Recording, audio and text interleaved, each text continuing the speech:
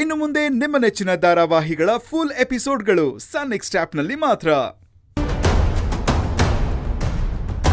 ನಾನು ಅವರಿಬ್ರು ಕತೆನ ಖಂಡಿತವಾಗ್ಲೂ ಮುಗಿಸ್ತೇನೆ.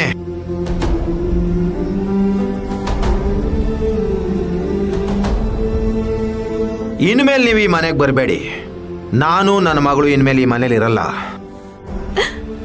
ಇದನ್ನೆಲ್ಲ ಎಲ್ರ ಹತ್ರನೂ ಹೇಳಿ ಎಲ್ರಿಗೂ ಟೆನ್ಷನ್ ಕೊಡಕ್ಕೆ ನನ್ಗಿಷ್ಟ ಇಲ್ಲ ಜನನಿ. ಒಂದ್ ವೇಳೆ ಹೇಳಿ ಹತ್ಕೊಂಡ್ರು ಅದರಿಂದ ಏನ್ ಯೂಸ್ ಆಗುತ್ತೆ ಹೇಳು? ಜೀವಾನಂದ್ ಅವರು ಕೋಪ ಮಾಡ್ಕೊಂಡು ಬೈದಿದ್ದೆಲ್ಲ ಸರಿನೇ, ಆದ್ರೆ ಅದಕ್ಕೆ ನಾವ್ ಯಾವ ನ್ಯಾಯ ಹೇಳಿ ಅವ್ರನ್ನ ಸಮಾಧಾನ ಮಾಡಕ್ಕಾಗತ್ತೆ? ನಿರ್ಧಾರ ತಗೊಳ್ಬೇಕಾಗಿರೋ ಸ್ಥಾನದಲ್ಲಿ ಅವರಿದ್ದಾರೆ. ಅವ್ರೇನೇ ನಿರ್ಧಾರ ತಗೊಂಡ್ರು ಅದನ್ನು ಒಪ್ಕೊಳ್ಳೋ ಸ್ಥಾನದಲ್ಲಿ ನಾವೆಲ್ಲರೂ ಇದ್ದೀವಿ. ಪೃಥ್ವಿ, ನಿಧಿ ಅವ್ರ ಅಮ್ಮನ್ನ ಅವ್ರ ಕಣ್ಮುಂದೆನೆ ಕ್ರೂರವಾಗಿ ಕೊಂದಿದ್ದಾರೆ. ವಿಷಯ ಗೊತ್ತಿದ್ದು ಅದನ್ನ ಮುಚ್ಚಿಟ್ಟು ಅಪರಾಧಿನ ಕಾಪಾಡ್ತಿದೀವಿ ಅನ್ನೋ ಪಾಪ ಪ್ರಜ್ಞೆ ನನಗ್ ಕಾಡ್ತಾ ಇದೆ ಪೃಥ್ವಿ. ಆ ಮಗು ನನ್ನ ಹತ್ರ ಬಂದು ಅವತ್ತು ನಮ್ಮಮ್ಮನ ಬರ್ತ್ಡೇ ಅಂತ ಹೇಳ್ಬೇಕಾದ್ರೆ ನನಗ್ ತಡ್ಕೊಳಕ್ಕೆ ಆಗ್ಲಿಲ್ಲ ಪೃಥ್ವಿ. ನನ್ನಿಂದ ತಡ್ಕೊಳಕ್ ಆಗ್ತಿಲ್ಲ ಜನನಿ, ನನ್ನಿಂದ ತಡ್ಕೊಳಕ್ ಆಗ್ತಿಲ್ಲ. ಅಕ್ಕ ಪ್ಲೀಸ್, ಅಕ್ಕ ಅಳ್ಬೇಡಿ ಪ್ಲೀಸ್. ನಾಳೆ ಏನ್ ನಡೀತೆ ಅಂತಾನೆ ನನಗ್ ಗೊತ್ತಾಗ್ತಿಲ್ಲ ಜನನಿ. ಇವ್ರಿಗೆಲ್ಲ ಶಿಕ್ಷೆ ಸಿಗುತ್ತೆ ಅಂತ ಹೆದರ್ಕೊಂಡು ನಾನು ಅಳ್ತಾ ಇಲ್ಲ. ಅದನ್ನೆಲ್ಲ ದೇವ್ರೆ ನೋಡಿ ಏನ್ ಮಾಡ್ಬೇಕು ಅನ್ನೋದನ್ನ ಮಾಡ್ತಾನೆ. ಅದೇನೇ ಆಗಿದ್ರು ಅದನ್ನ ಎಕ್ಸೆಪ್ಟ್ ಮಾಡ್ಕೊಳಕ್ಕೆ ನಾನ್ ರೆಡಿ ಆಗಿದ್ದೀನಿ. ಜೀವಾನಂದ್ ಹತ್ರ ಒಂದ್ ವಿಷಯ ಹೇಳ್ಬೇಕು ಅಂತ ತುಂಬಾ ಟ್ರೈ ಮಾಡ್ತಾ ಇದ್ದೀನಿ. ಅವ್ರ ಮಗಳು ನಿಧಿಗೋಸ್ಕರನಾದ್ರೂ ಅವ್ರು ಸ್ವಲ್ಪ ಯೋಚನೆ ಮಾಡ್ಬೇಕು. ನಾವೆಲ್ಲರೂ ಆ ಮಗುನ ತಾಯಿ ತರ ನೋಡ್ಕೋಬಹುದು, ತಂದೆ ತರ ಪ್ರೀತಿ ತೋರಿಸ್ಬೋದು. ಆದ್ರೆ ಅದೆಲ್ಲ ಬರೀ ತರ ಅಷ್ಟೇ ಜನನಿ. ಯಾರಿಂದಾನೋ ಅಪ್ಪ ಅಮ್ಮನ ಸ್ಥಾನನ ತುಂಬಕ್ಕಾಗಲ್ಲ. ಈಗಾಗ್ಲೇ ಅಮ್ಮನ್ ಕಳ್ಕೊಂಡಿರೋ ಆ ಮಗುಗೆ ಅಟ್ಲೀಸ್ಟ್ ಅಪ್ಪನ ಪ್ರೀತಿನಾದ್ರೂ ಪೂರ್ತಿಯಾಗಿ ಸಿಗ್ಬೇಕು ಜನನಿ. ಅದಕ್ಕೋಸ್ಕರನೇ ಅಲ್ವಾ ಈ ಸತ್ಯನೆಲ್ಲ ಅವರಿಂದ ನಾನು ಮುಚ್ಚಿಟ್ಟಿದ್ದು. ಈಗ ನಾನು ಯಾಕಾದ್ರೂ ಅವಸರ ಪಟ್ಟು ಈ ನಿಜಾನೆಲ್ಲ ಅವ್ರ ಹತ್ರ ಹೇಳ್ದೆ ಅಂತ ಅನ್ನಿಸ್ತಾ ಇದೆ. ಇದನ್ನೆಲ್ಲ ತಡೆಯೋದಿಕ್ಕೆ ಯಾವ ದಾರಿ ಇದೆ ಅಂತ ನನಗ್ ಖಂಡಿತ ಗೊತ್ತಾಗ್ತಿಲ್ಲ ಜನನಿ. ಇದೆ ಅಕ್ಕ, ಖಂಡಿತ ಇದೆ. ಹೇಗೆ ಜನನಿ? ಎಲ್ಲ ನಮ್ ಕೈ ಮೀರಿ ಹೋಗಿದ್ಯಲ್ಲ. ನಾವು ಮನ್ಸ್ ಮಾಡಿದ್ರೆ ಖಂಡಿತ ತಡಿಬೋದು. ಅದಕ್ಕೆ ಆ ಜೀವಾನಂದ್ ಅವರು ಇವ್ರ ತರ ಮುಟ್ಟಾಳ್ರಲ್ಲ. ಅವ್ರಿಗೆ ಸ್ವಲ್ಪ ತಿಳಿಸಿ ಹೇಳಿದ್ರೆ ಯೋಚನೆ ಮಾಡೋ ಬುದ್ಧಿ ಇದೆ. ಖಂಡಿತ ಅವ್ರಿಗೆ ಅರ್ಥ ಆಗೇ ಆಗತ್ತೆ. ಇಲ್ಲ ಪೃಥ್ವಿ, ಈಗ ನಾವ್ ಅದನ್ನೆಲ್ಲ ದಾಟ್ಕೊಂಡು ಹೋಗಾಯ್ತು. ಆದ್ರೆ ಒಂದು ವಿಷಯ ಅಂತೂ ಸತ್ಯ, ನಾವ್ ಅವ್ರನ್ನ ತಡಿತಾ ಇರೋದು ಇವ್ರುಗಳಿಗೋಸ್ಕರ ಅಲ್ಲ, ನಿಧಿಗೋಸ್ಕರ ಮತ್ತೆ ಅವಳ ಭವಿಷ್ಯಕ್ಕೋಸ್ಕರ.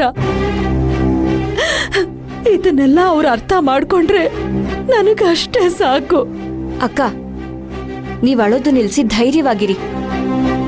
ನಾಳೆ ಅಂತದೇನೋ ಆಗದೆ ಇರೋ ಹಾಗೆ ತಡೆಯೋ ಜವಾಬ್ದಾರಿ ನಮ್ದು. ಈಗಾಗ್ಲೇ ಮಕ್ಕಳು ತುಂಬಾ ಕಷ್ಟ ಅನುಭವಿಸ್ಬಿಟ್ರು. ಇದ್ರ ಮೇಲೂ ಅವ್ರಿಗೆ ಯಾವ ಕಷ್ಟನೂ ಆಗದೆ ಇರೋ ತರ ನಾವ್ ನೋಡ್ಕೋಬೇಕಕ್ಕ.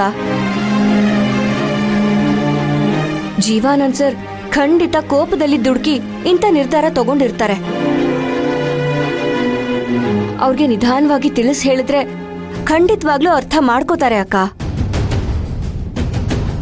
ಹೌದು, ಅದಕ್ಕೆ ಅಜ್ಜಿಯಿಂದನೂ ಅವ್ರನ್ನ ಕಾಂಟ್ಯಾಕ್ಟ್ ಮಾಡಕ್ ಆಗ್ತಾ ಇಲ್ಲ ಅಂದ್ರೆ ಅವ್ರೇನೋ ಪ್ಲಾನ್ ಮಾಡ್ಕೊಂಡೇ ಇಲ್ಲಿಗೆ ಬರ್ತಾ ಇದ್ದಾರೆ ಅನ್ನೋದು ಗೊತ್ತಾಗ್ತಾ ಇದೆ. ನಾವು ಸ್ವಲ್ಪ ಕೇರ್ಫುಲ್ ಆಗಿ ಹ್ಯಾಂಡಲ್ ಮಾಡಿದ್ರೆ ಖಂಡಿತ ಯಾವ ಅನಾಹುತ ಆಗದೆ ಇರಂಗೆ ತಡಿಬೋದು. ನಾಳೆ ಎಲ್ಲರ ಜೊತೆ ದೇವಸ್ಥಾನಕ್ಕೆ ಹೋಗೋಣ. ಅಲ್ಲಿ ಜೀವಾನಂದ ಅವ್ರನ್ನ ನೋಡಿದ್ರೆ ಅವ್ರಿಗೆ ಎಲ್ಲ ವಿವರ್ಸ್ ಹೇಳೋಣ.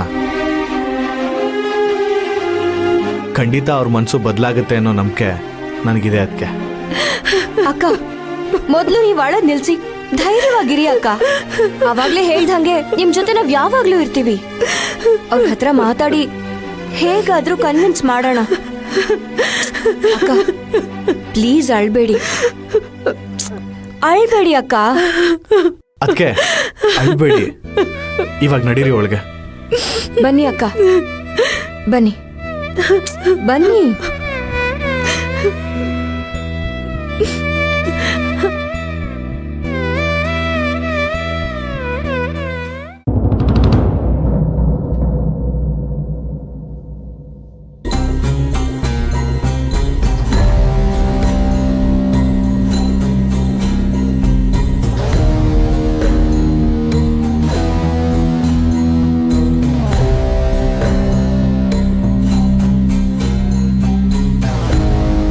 ಯಶು, ನೀನ್ ಯಾಕೋ ಇನ್ನೂ ಇಲ್ಲೇ ಕೂತಿದ್ಯಾ?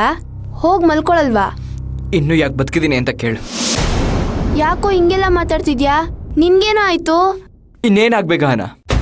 ಅಷ್ಟು ಜನದ ಮುಂದೆ ಓಡಿಸ್ಕೊಂಡು ನನಗೆ ಅವಮಾನ ಆಗಿದೆ. ಇದು ನಿಂಗೆ ದೊಡ್ಡ ವಿಷಯ ತರ ಕಾಣಿಸ್ತಿಲ್ವಾ? ಅಪ್ಪ ಮಕ್ಳು ಹೊಡೆಯೋದು ಕಾಮನ್ ಅಲ್ವೇನೋ, ಅದಕ್ಕೆ ಯಾಕೆ ತಲೆ ಕೆಡ್ಸ್ಕೊಂತಿದ್ಯಾ? ಅದು ಜವಾಬ್ದಾರಿ ಇರೋ ಅಪ್ಪ ಮಕ್ಕಳು ಒಳ್ಳೆ ದಾರಿ ನಡಿಬೇಕು ಅಂತ ಬುದ್ಧಿ ಮಾತು ಹೇಳಿ ಹೊಡಿಯೋದು, ಅದು ಕಾಮನ್. ಆದ್ರೆ ಇದೇನು ಗೊತ್ತಾ ಗಹನ, ಮಕ್ಕಳಲ್ಲಿ ಬೆಳೆದು ಅವ್ರು ಮಾಡೋ ತಪ್ಪನ್ನ ಪ್ರಶ್ನೆ ಮಾಡ್ತಾರೆ ಅಂತ ಅವ್ರು ಮಾತಾಡ್ದಂಗೆ ಇರಂಗೆ ಎದುರಿಸೋದು. ಅವ್ರು ಮಾಡೋ ತಪ್ಪನ್ನ ಮುಚ್ಚಿಡೋದಕ್ಕೋಸ್ಕರ, ಬೇರೆ ಯಾರು ಪ್ರಶ್ನೆ ಮಾಡಬಾರ್ದು ಅನ್ನೋದಕ್ಕೋಸ್ಕರ ಅವ್ರು ತೋಳ್ಸಮಕ್ಕೆ ಬೆಳೆದು ನಿಂತಿರೋ ಮಗಂಗೆ ಎಲ್ರ ಮುಂದೆ ಮಾತಾಡ್ತಿದ್ರೆ ಬಡಿಯೋದು ಹೊಡಿಯೋದು ನಿನಗೆ ಸರಿ ಅನ್ಸುತ್ತಾ ಗಹನ? ನಾನು ಹಂಗೆ ಹೇಳಲಿಲ್ಲ ಕಣೋ. ಯಶು, ಕೋಪ ಮಾಡ್ಕೋಬೇಡವೋ. ನಿನ್ ಕಷ್ಟ ನನಗೂ ಅರ್ಥ ಆಗುತ್ತೋ. ಏನ್ ಮಾಡೋದು, ಅಪ್ಪ ಅಪ್ಪ ಅಂತ ಹೇಳಕ್ಕೂ ನಂಗೆ ಮನ್ಸಿಲ್ಲ. ಆ ಮನುಷ್ಯ ಮಾಡೋ ತಪ್ಪನ್ನ ಎದುರಿಸಿ ಕೇಳಕ್ಕೆ ಯಾರೂ ಇಲ್ಲ. ಅಪ್ಪಿ ನಾವೇನಾದ್ರೂ ಕೇಳ್ಬಿಟ್ರೆ ಅಮ್ಮಂಗೆ ಶಿಕ್ಷೆ ಕೊಡ್ತಾರೆ. ನನಗೋಸ್ಕರ ಯಾರು ನ್ಯಾಯ ಕೇಳೋದು ಬೇಡ, ಯಾರು ಜಗಳ ಮಾಡೋದು ಬೇಡ. ಅದಕ್ಕೆ ನಾನೇ ಮನೆ ಬಿಟ್ಟು ಹೋಗ್ತಾ ಇದ್ದೀನಿ. ಯಶು, ಏನೋ ಹೇಳ್ತಿದ್ಯಾ? ಮನೆ ಅಂದ್ರೆ ಆ ಮನೆ ಅಲ್ಲ, ಸದ್ಯಕ್ಕೆ ಈ ಅಜ್ಜಿ ಮನೆಯಿಂದ ಹೋಗ್ತೀನಿ. ಯಶು, ಅದೆಲ್ಲ ಏನೂ ಬೇಡ. ನಾಳೆ ಫಂಕ್ಷನ್ ಮುಗ್ದಿದ ತಕ್ಷಣ ಎಲ್ಲರೂ ಹೋಗೋಣ. ಮನೆಗೆ ಹೋದ್ಮೇಲೆ ಆಮೇಲೆ ಏನು ಮಾಡೋದು ಅಂತ ಯೋಚನೆ ಮಾಡೋಣ. ಈಗ ಫೀಲ್ ಮಾಡ್ಕೊಳ್ದೆ ಹೋಗಿ ಮಲ್ಕೋ ಯಶು, ಪ್ಲೀಸ್ ಕಣೋ. ಸರಿ, ನೀನು ಈಗ ಹೋಗಿ ಮಲ್ಕೊ, ನಾನು ಸ್ವಲ್ಪ ಹೊತ್ತು ಬಿಟ್ಟು ಬರ್ತೀನಿ. ಯಶು, ತುಂಬ ಹೊತ್ತು ಎದಿರ್ಬೇಡ, ಬೇಗ ಹೋಗಿ ಮಲ್ಕೋ.